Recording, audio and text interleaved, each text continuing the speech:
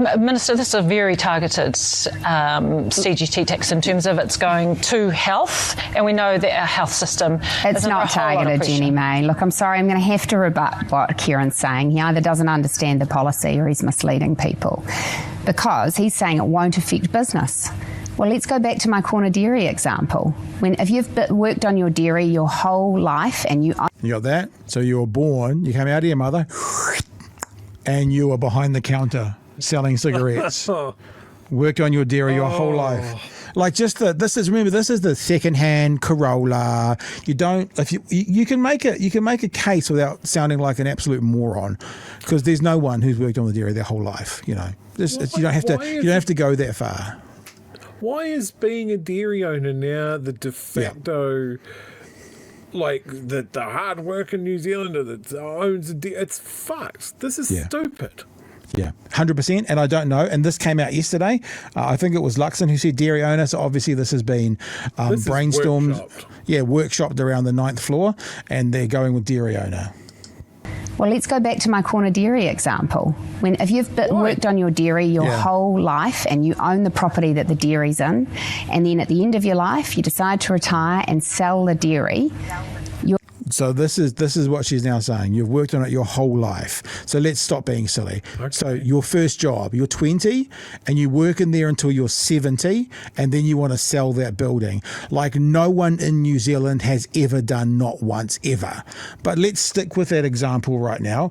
You've worked on the dairy your whole life and then you want to retire, so you want to sell the building. I guess to one bit of credit, she said, and you own the building. Because that's the only way this category works. Her example is they have to own the building as well. Own the property that the dairy's in, and then at the end of your life, you decide to retire and sell the dairy. This policy would apply, because that dairy is a commercial property, and so it would face a 28% capital gains tax. So a large part of the business that you've built will now be facing a tax. And then he says, well, it won't affect KiwiSaver. Well, Kieran, what do you think KiwiSaver is invested in? I want KiwiSaver to keep investing in New Zealand businesses. And many New Zealand businesses own land, they own buildings, and what the Labour Party is saying is we want to tax them more. That reduces their returns. And actually it will impact others, because when your commercial property landlord knows they're facing an extra tax when they go to sell, they've got to make up for that return somehow. So that'll affect rents, it'll affect leases. This will affect the whole economy. There's no getting away from a simple fact. When you tax people more, people pay an extra cost, and that's damaging. Hey, Nicola, you didn't quite stick the landing there, mate. You got a case of the Luxons when you're trying to hit that one. When you tax people more, people pay an extra cost, and that's damaging for an economy. And so I just think that's a reckless approach. And ultimately, we do need to reward those people in this country who are trying to grow things, build things, make things, not just punish them with more tax. Kieran, I do want to... Chewie, I heard you kind of breathe in there for a second. We're going to get Kieran's response, but do you want to say something first? Jenny May needs to just pivot, stare straight down the camera and go, that's Nicola Willis, expert on wrecking an economy.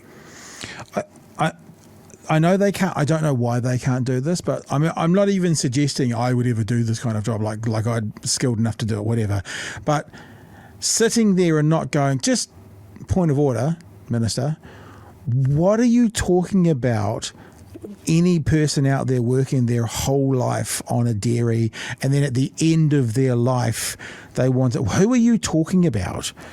Because that to me sounds like it's got a sum total of 0 people. So your example sounds like there is not a single person in New Zealand that would fulfill your criteria. What are you trying to tell us? But of course, it just goes by. So this person sells their business, or the building that the business is in, or whatever fucking ridiculous example Willis is coming up here with. Would you say that the money that they got from the sale of that asset is income?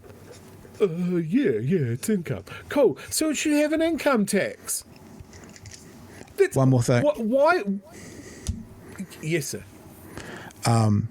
Just think about what she said again, right? There's a dairy owner who's going to retire in 2028, because that's after it comes in. They've worked all their life on it, so they've been working on it since 1904, apparently.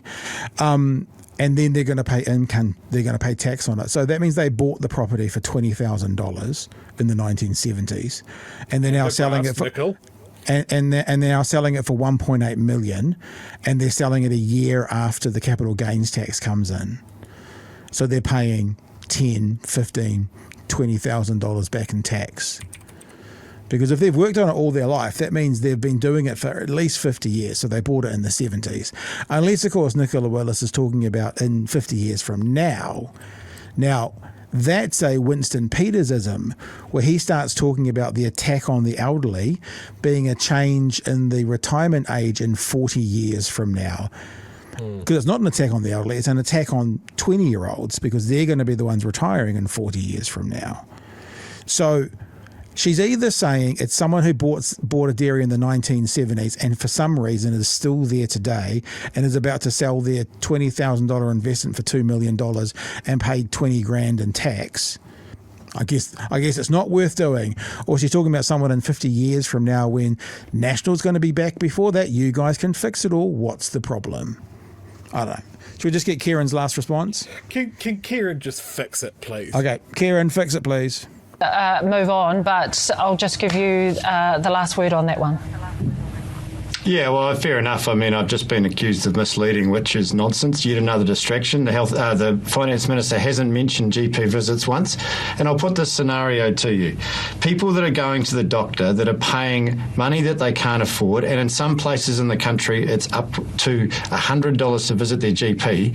When they pay that money, they don't think, thank Christ, we don't have a capital gains tax. What they care about is accessing the health care that they need. And I think we can see from the response from Kiwis that when they look at this package, they think that it is balanced, when 9 out of 10 Kiwis won't be affected, but they and their family can go to the GP when they currently can't, or it costs too much for them and their family.